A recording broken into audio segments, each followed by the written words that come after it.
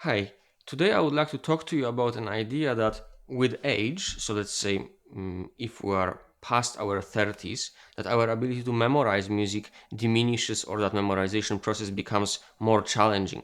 I would like to oppose that idea and explain why I think we shouldn't be thinking this way. So, yes, of course, our mind and brain might decline over time, and I guess there is no way of denying this, but there are other reasons why it is harder, or we think it's harder, to memorize things at a later age comparing with when we were young. One of the main things, at least in my experience working with young students, let's say teenage and in their 20s students and adults as well, is that when they were children, they enjoyed themselves a lot. They didn't take piano playing too seriously, and they also felt that it was fun to play.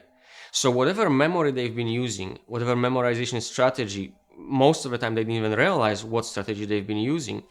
They basically felt that they can trust themselves. Whenever they would go to a lesson or to a performance, they thought it's just fun. It felt comfortable and it felt confident. Now, as they started growing up, and sometimes we have an exam and somebody says to us, "Oh, it will be good if you did very well on the exam," or "It will be nice to have a high mark," or "It will be nice to win a prize." We started realizing that piano playing is not just fun, but it can also be a responsibility. Once that thought enters our mind, we start thinking, "Oh, so what will happen if I make a wrong note or I forget something?" And that sense of doubt very often makes us feel that what we've been relying on previously is insufficient. And sometimes after a long break from piano playing, coming back, in our 50s or 60s to playing, we feel that the feeling of responsibility has been ingrained in us, throughout our life, and we can't kind of let it go. But the truth is that the memory that we've been using works most of the time in the same way and it's equally strong. But the problem is we cannot actually trust ourselves in the same way as we used to trust ourselves when we were kids. So that's one way.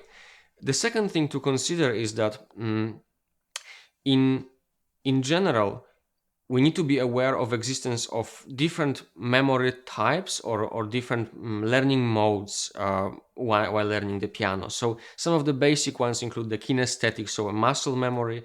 We have analytical memories to do with naming things in music. So let's say this is a C major scale, an arpeggio, whatever we can name has to do with analytical approach, including harmony.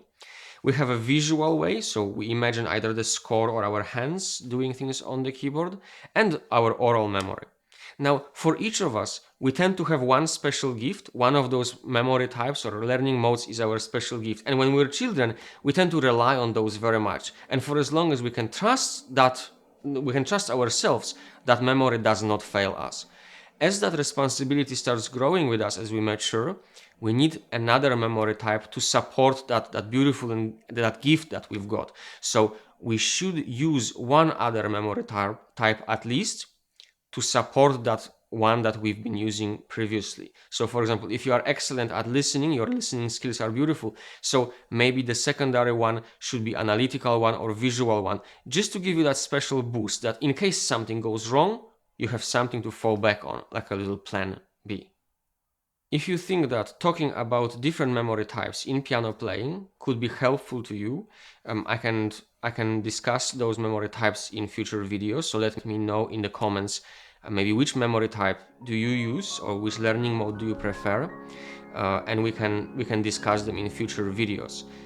I hope this is helpful. Please consider subscribing, and I'll see you next time. Thank you so much. Bye.